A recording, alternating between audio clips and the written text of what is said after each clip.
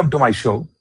Today we are diving into one of the most defining stories of our time, how the world order is rapidly changing from unipolar dominance to a fragmented multipolar reality, and where India actually stands in this shifting landscape. Joining us today is our senior defense analyst, Dr. S.R. Niranjan. Hello, sir. Hello, sir. Good evening. Jai Hind. Okay. And to set the stage, sir, how would you describe the major shifts in the global order as we enter 2026? Sir, the stage was set not for 2026. It was set almost 18, 20 years ago when the Great Depression, or rather to say the 2008 economic collapse or economic meltdown happened in USA. That was the starting point of, or the foundation was laid for what is today, what is happening today. That is, it dates back to Obama era, because he had shifted most of the industries from America to that of China. China was became the what to say, the major maker, mover and shaker around the globe when it comes to production based sector concerned. And at the same time, the fall of Japan as a major power, as a producing power, is something that is a worrying trend, and America was partially responsible for what has happened to Japan. If not directly, indirectly it is responsible. Say from 1987, I think why I am saying 1987 is 87 is the peak period of Japan's economy. Virtually it was around 5.5 trillion dollars economy, whereas America was around 7.88 trillion dollar economy. So subsequent to it, you see the Japanese, there is a virtually Japanese economy stagnating. And there are multiple reasons for it. Let me put three simple reasons. One, the population has not grown drastically. The replacement ratio of Japan has fallen drastically. Now the replacement ratio is below 1. People who are graduates, who are unemployable in Japan, who are earning their living by working from 7 to 11 stores, rather to say, what we call it as grocery stores, whatever stores it is, 7 to 11 stores, and that of unmarried Japanese who go back to that of 80s generation or 70s generation, that is those who are in the age group of 50 and above, has drastically increased. So most of them are living with the pensions that comes through their parents. And the life expectancy rate of Japan has grown substantially, and new population is not getting added. That's one point where Japan has collapsed. Second, Korea is an economy that was pitted to be a counterpoise to Japan by America. But is Korea that big an economy or that big a state to challenge the influence of Japan, or for that matter even China? I don't think so. I mean, Korea means per se South Korea, not North Korea. That's why people get confused with it. Now comes the Europe. Europe is also having a, rather to say, I consider it as a victimhood tendency, that they allowed large-scale migrations to take place post the ISIS crisis. Starting from 2014, the migration has been one of the major crises in Europe. Second crisis is the population crisis. What Japan is facing, the similar crisis Europe is also facing. So Europe started to incentivize this migration. It is typically like what we are facing within our country, what we call it as internal migration. We are allowing a lot of, say for example, Tamil Nadu, we are allowing a lot of other state people, especially the Bengali and the Biharis, to come and work over here in many sectors, that is labor intensive sectors.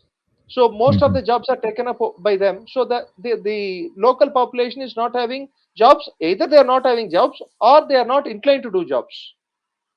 The same thing Europe is facing due to the West Asian population migrating to that of Europe. And now comes to the isolated landmass called United States, or rather to say the entire America as a continent. So where the problem starts for America is that Trump in his first term wanted to reorient America as a prime mover and shaker around the world with his Mhm. policies. I think he did some good things by signing the Abrahamic Accords, wanted to bring peace in the West Asian region. But his folly was he started to take sides and is going back on the previous regime's agreement between Iran and that of US is something that could have been avoided Mhm. because Trump abrogated that agreement. So again, he started a fresh crisis over there. Now, the second time, I think he is over ambitious. Post COVID, America has not learnt its lessons. America's crisis is twofold crisis as far as I study it.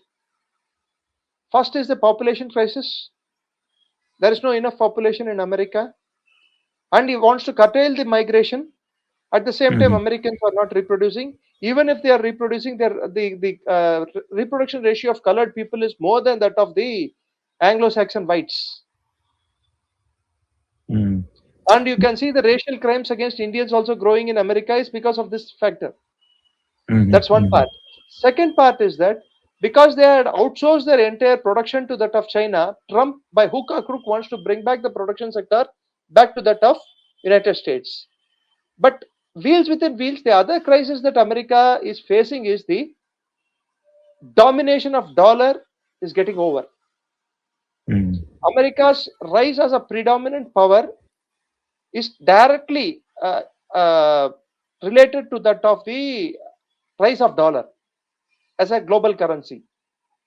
If not for Henry Kissinger and Richard Nixon, people may hate them, people may love them, but we cannot ignore both the two individuals. As an individual, I do have my distaste towards how Kissinger or Nixon had treated India during the 1971 war.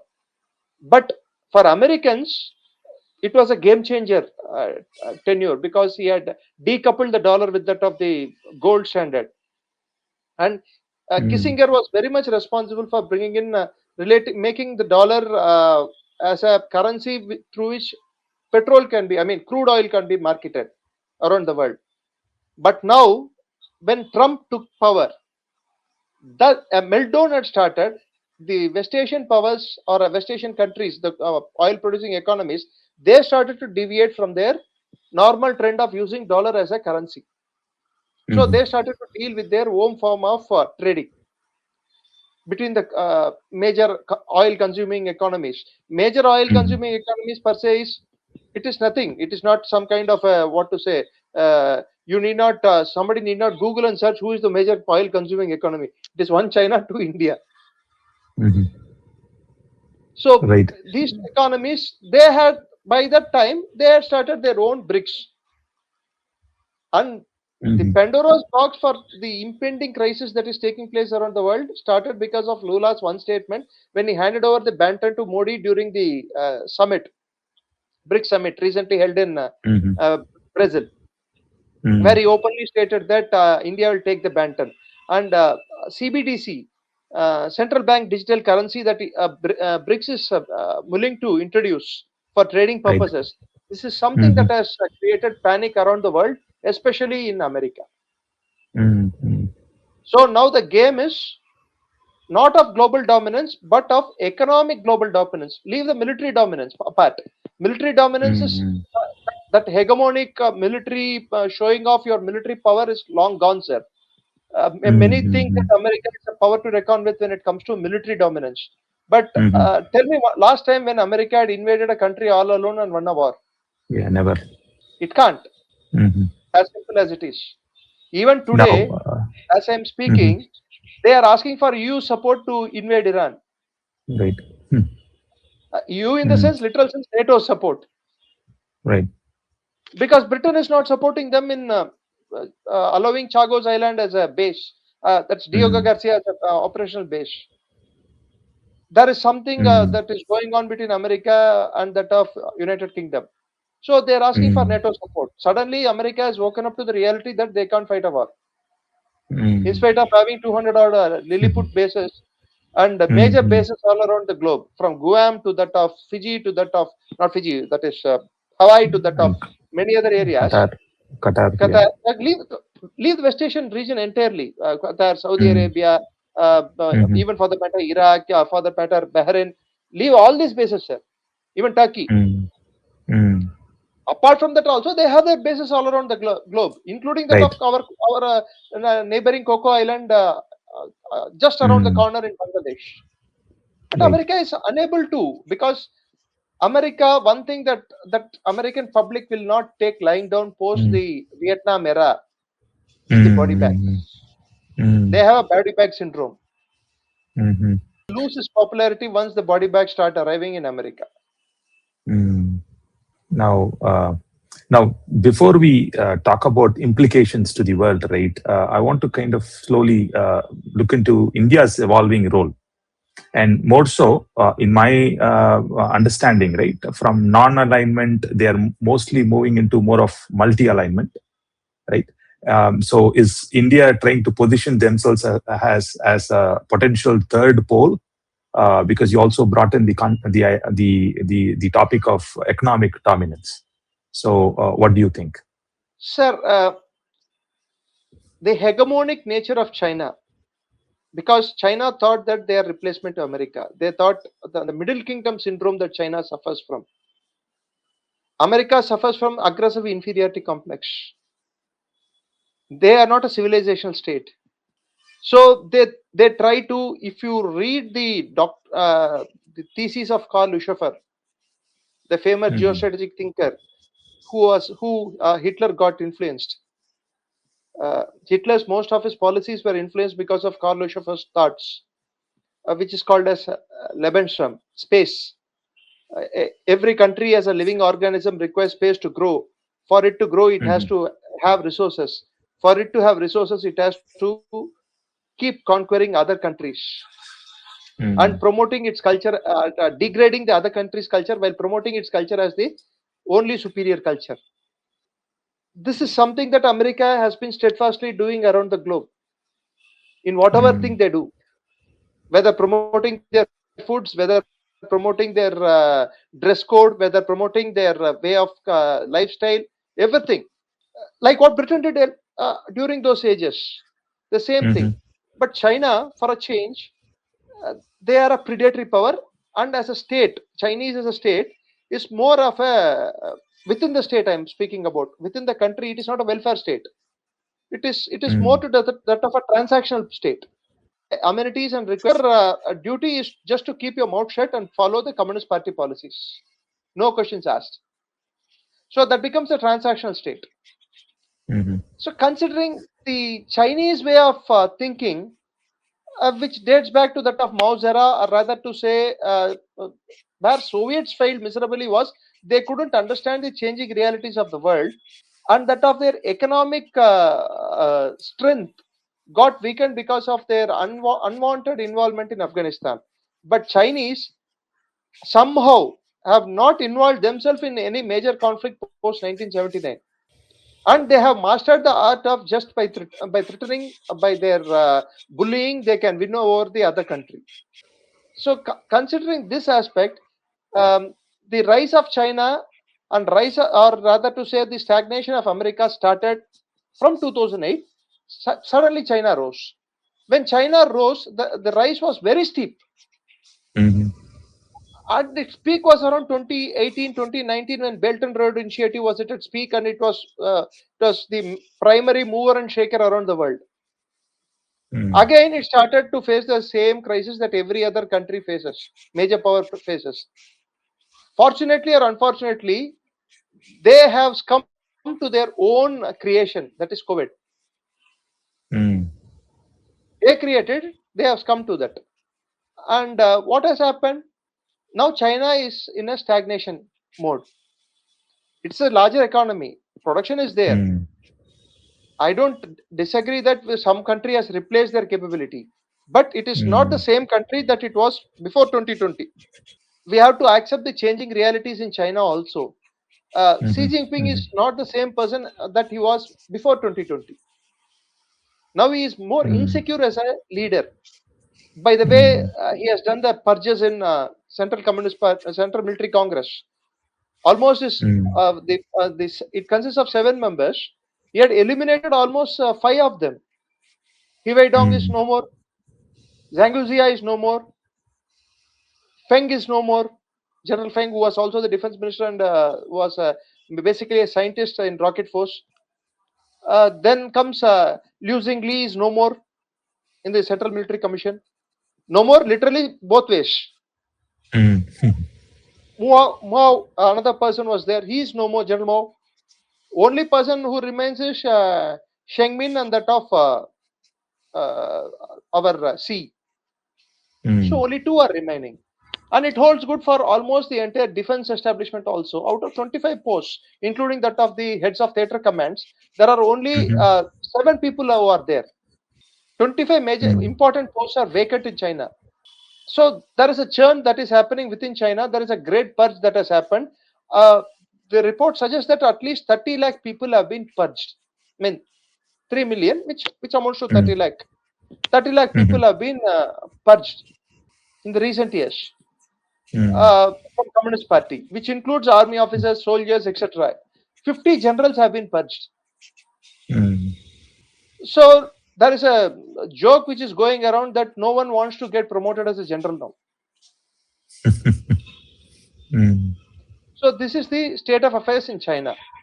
Now, if you look at Russia, Russia as a major power, its ability is dependent on its resources, not on its population. It has lost its financial clout, but still it has a technical edge of Russia is still there. It's relevant. That edge is there. Second comes the Russian resources, which the entire Europe as well as that of the many Asian countries are dependent upon, including that of Japan. China is dependent on it. Japan is dependent on it. So does India. Now comes the classical case of India. The rise of India, or rather to say India as a power, it is not based on the military approach that China or at one point of time America or even Soviet Russia has followed. It has followed a altogether a different trajectory, which is based on equitable development, but also based on when situation arises, when it comes to military level confrontation, it is willing to see eye to eye. It is not taking a back seat. It is very deftly playing its cards, especially when it comes to diplomacy. It is both playing as a soft power and that of a hard power as and when required. If you see how India's military is reorienting itself, I mean the defense forces are reorienting itself. It is seeing itself as a blue water navy, as an oceanic power, as a power that can control the Indian Ocean. Its submarine fleet which is day to day increasing, which wants to modernize its defense forces not by just by purchasing equipment from abroad, but by establishing a sound foundation within India where joint production is possible as partners. So that's what has happened during the recent deal with that of the Rafale with Emmanuel Macron. Also when it comes to our investments, or rather to say our way of approach towards the other powers, other countries, we are not focusing only on our. Everybody talks about the free trade agreement with that of America. How many of us know that we have finalized the FTA with that of China? We have almost finalized with almost every South American country. We are finalizing the deals, and it has its own relevance and importance when it comes to lithium. Lithium as a major source for making batteries is something that nobody can discount. It has its own impact on how the next level of global domination is going to take place. And now our outlook towards Africa is not that of predatory in nature like what China does. We try to invest, we try to innovate, we try to develop, and that's why many African countries feel that India has rightfully taken the charge of being the leader of Global South. China did not think itself as a leader of Global South first. Let me tell you, sir. They wanted to be in the high table with that of the Anglo-Saxon bloc, which I call it as G6 or G7, whichever way you want to call it. It is gang of 7. We can't call it as group of 7. It is a gang which is hell-bent on destroying the world, or rather to say, unscrupulously trying to rob other countries' wealth. That's what they had done for almost 1,000 years, and still they want to perpetuate it, which is not possible. I had given you umpteen reasons for it. Now that we are talking about the leadership in the global south, I want to briefly mention, right, two recent incidents. One is your 𝗖𝗵PHis summit, right? From the days of when OpenAI founder, right, comes in and tells us that India is not in the race for the AI, to the 𝗖𝗵PHis summit, and also a very recent, I would say, happening where India joined the 𝗙𝗶 𝗖𝗵. What do you think is happening based on these recent events? Two things, sir. Nobody can discount the, or rather to say, people can hate us, people can love us, but nobody can ignore us. That is the present position of India around the globe. One potential reality which nobody can ignore is India's population. The population that is which age group that is below 35 age group is almost 60%. And a population which is educated enough and technology driven country. Mind you, one thing that India has largely benefited from, though many people don't give the credit which is due for then ruling party or the successive governments, is we were able to keep our economy moving in spite of all troubles because we could sustain our food production. We could feed our people. Look what has happened to Pakistan. Pakistan also has similar population like that of India. Bangladesh has similar population like that of India. Many African countries, even though they are mineral rich compared to India and much smaller, but their economic growth is not happening because they concentrated on farm production, which is basically centered around commercial products, that is cash crops, not food crops. India, fortunately, still we concentrate on food crops. The day we started to think that we must keep feeding our people, our primary aim was to feed our people. Once a country thinks that a person shall not go to sleep with an empty stomach, I think if my father used to tell me that during 1965 war, there was a period when then Prime Minister 𝗙𝗵𝗪 had put a request before the Indian public, at least to fast for one meal a day in a week. So every day, my father used to say he was a student in SV University, so Tirupati. So I think on Mondays or Saturdays, something like that, in the night they would skip the food. The ration would go for the armed forces to fight the war. Today it is not the case. We are feeding 83 crore people. I think it is almost three times that of America. 2.5 times at least of that of America. 83 crore people have been fed by this government free ration, fortified wheat and that of rice, cereals, etc. This has given the requisite wherewithal for this country to concentrate on other sectors. We have a flip side to our education system. The perfect thing is that we were able to build IITs, we were able to build good educational institutions. At the same time, with good, there also bad also comes in. There are dubious institutions which also propped up. Say, for example, the recent episode in AI Summit involving a deemed university. Right. And by virtue of we investing heavily on our education sector, whether we agree or not, our parents had the foresight to invest on education.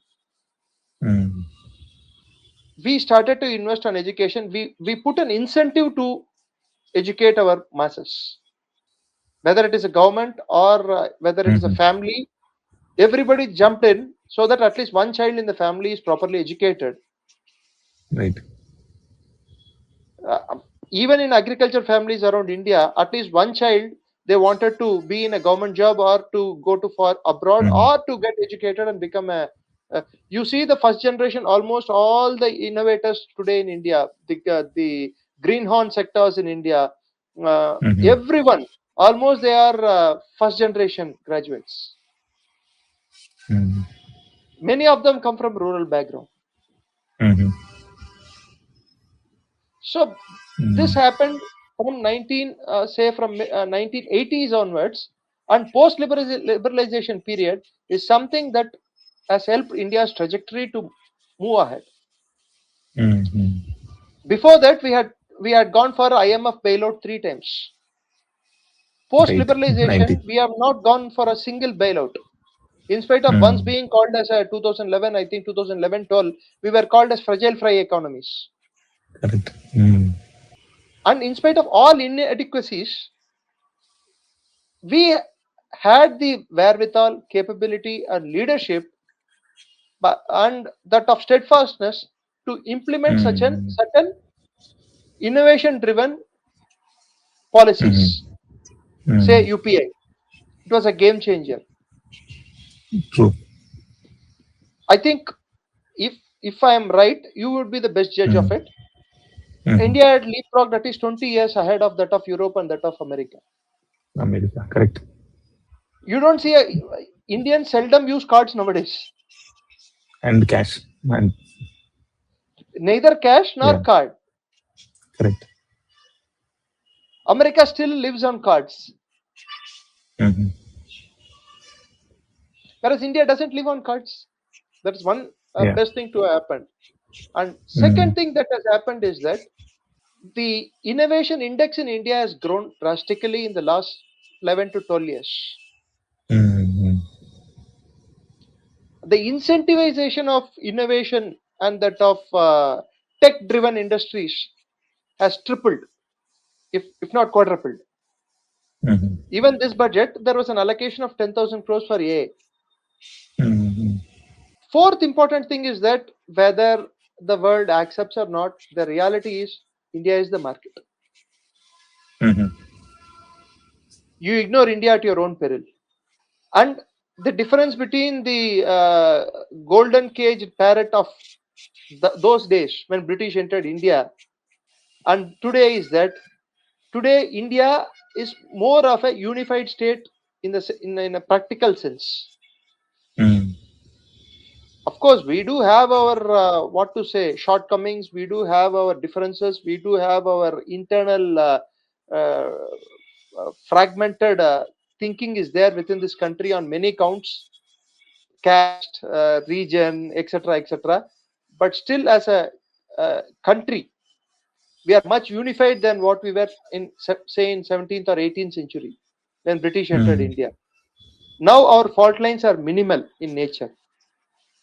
Our fundamentals are much stronger. Our economic fundamentals. What is the primary difference is that when British entered India, we didn't have a single currency. Today, India has a single currency. Wherever we go. I'll give you one classic case, or rather to say, because in Andhra Pradesh, there goes a story why we when some Purohit comes to the house for doing whatever holy thing, whether it is for good or bad, when he comes to the house, we would pay him 1,016 or 1,016 rupees we will pay him. The reason being the Nizam's territory and the British territory at different conversion rates. Right. So 16 rupees extra had to be paid. Right. Because the Purohits used to come from that of the Andhra region means to Hyderabad region to do the rituals. So they had to be paid 16 rupees for conversion rate. But today that is not the case. A rupee is equal to 100 paisa all over India. And another reason why India's fundamentals have become strong is whether we agree or not, 99% of this country believes in a credible democracy. And our democracy is a potent democracy compared to any other democracy of the world, with clearly laid down red lines for all the branches, whether it comes to executive or to that of legislative or to that of judiciary. We have a clearly laid down red lines. One shall not cross beyond this limit. Unlike you see what is happening in America. Right. No prime minister would have a gall to go and criticize the judges who had given a verdict. In India. And as a matter of fact, what Trump is doing is something that is unthinkable to happen in India. He won't do that. And America prides itself calling itself as a great democracy. That's a paradox. So considering all these factors, and the last nail in the coffin was our ability to lend a helping hand whenever there was a global level crisis. Time and time again we had exhibited in a smaller scale, but the large scale we exhibited this was during the COVID. As a dependable major power, instead of bargaining for medicines, we did not bargain for bases or resources. Right. Just like that, we gave on humanitarian grounds. That is the soft power projection of India. Not only just this Bharatanatyam, Kuchipudi, or rather to say our Indian cuisine. These are not only the soft power. The major soft power is to lend a helping hand when a country requires in a calamity, which this country is ready. And rise of India as an arms exporting economy. Now, say for example in Armenia, we are giving them Pinaka rockets. Even the French president, he had shown intent to get Pinaka rocket systems, Akash, Astra.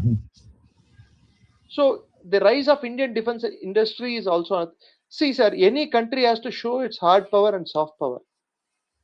Your hard power has to be commensurate with that of your soft power. No country can call itself as a power unless it can have. It is two sides of the same coin.